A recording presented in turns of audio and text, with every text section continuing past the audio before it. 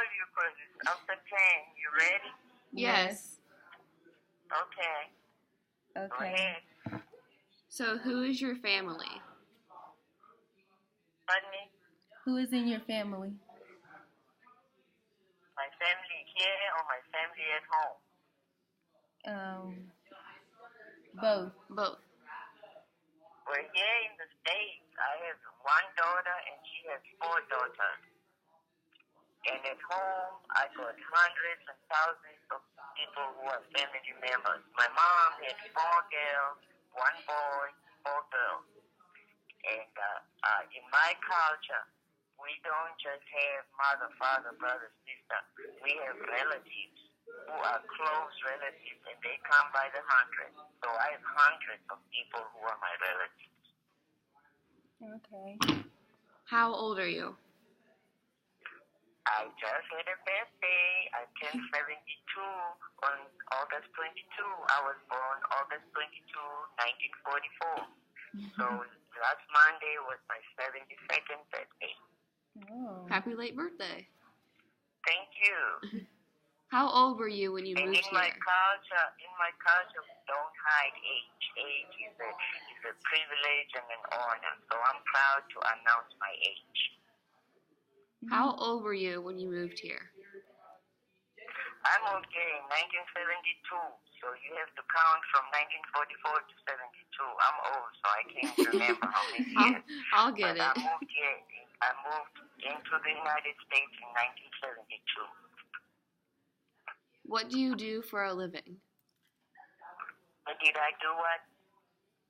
What do you do for a living? Oh, I'm retired, honey. I'm enjoying my retirement. Why did you immigrate to America? Well, actually, I didn't do that by choice. I really never thought I would ever get out of my country, but I was kicked out of my country. They used to have something called the exit permit. Exit, like the door going out. Yeah. That means you go out and you don't come back. So I got an exit permit in 1972, so I was kicked out. I was in exile from 1972 until 1994. So have you faced any issues in the United States where you felt labeled or stereotyped? Oh, yeah. Well, first of all, when people just see me, they see a black person. They don't know what I am until I open my mouth. And I've been followed in the stores as if I'm going to steal. I've had people saying things. The N-word has been used. In fact, one day I was just standing on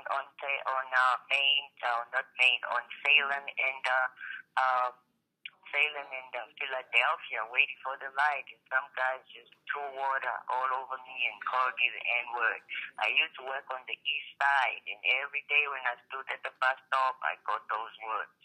I also have a different kind of discrimination. Is most of the time I wear my African clothes. I hardly ever wear, Western clothes. And so when people see me, a lot of times, some will be nice, and they'll think that they automatically think I'm Muslim. Some will be nice, and they'll greet me in the Muslim words and say Assalamu alaikum. But some will say things about Muslims, especially since 9/11. People, are always trying to send me home, wherever home is. They don't know where I'm come from, but they just know that I'm a Muslim. And sometimes they don't realize that I understand English because I've been here long enough to understand. But I knew English before I came here because my country was occupied by the British, so we speak British English.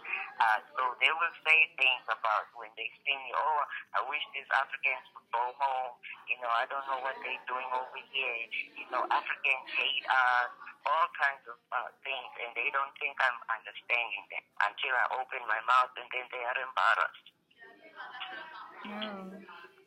So how long did the immigration process take? It took me years because I was in exile. So it took me like at least 5 years of struggling to get a green card. I finally did get a green card. Actually, I finally got a green card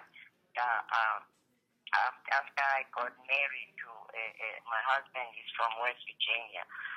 But it took a long time, and I used to have a paper that was not a real passport, and that was really embarrassing because everywhere I went, I had to show this paper. And some people at the airport would say, oh, here come one of those without a country, because those papers were for people who are in exile. So even traveling to other countries, I faced a lot of discrimination just going from place to place. And I traveled all over the world because I was going around speaking about what is going on in my country, which is South Africa. So, how did you arrive to America? Actually, I came by boat. People who are in exile, you have no choice how you get here. Whoever helps you, whatever way they can bring you here. I was brought here by the United Nations, and a few of us came at the same time, and we traveled by boat, and it took 3 weeks to get here from Cape Town to New York City. Mm-hmm. So, what country did you immigrate from? I am from Cape Town, South Africa, right at the bottom of the continent of Africa. Cape Town is where the Indian Ocean meets the Atlantic Ocean. So it's a very, very historic and beautiful area.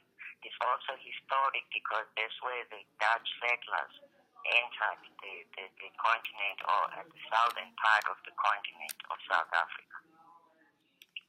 What was your first experience when you first came here? Well, like I say, people looked at me funny sometimes, especially once I opened my mouth. When they just see me as just another black person, it was not so bad. And when I first came here in the 70s, people were wearing afros and people were into the Back to Africa movement. So I was not appearing as a sore thumb unless I opened my mouth. The minute I open my mouth, they get there. Oh, you got an accent. Oh, what kind of name is that? Oh, what do you call yourself for short? My name is Mama Noziko. What do you call yourself for short? Do you have a nickname? They refuse to even try to say Noziko, which I think is really simple. It's much more simpler than Tchaikovsky or some other words that people can say, and they are very difficult to say. So, how did you meet your husband? Oh, in a political rally. I'm always very much interested in politics. That's how I ended up here. Are you guys still married? No, he lives in Florida, and I live here in Dayton, Ohio. Okay. Thank you. Is that all? Yeah. Yes. Thank you for. Oh, that was a short interview. I hope you get an A. When you get your results, let me know. Okay. Okay. Thank you so much for answering our questions. Okay. Good luck. Thank you. Bye-bye. Bye.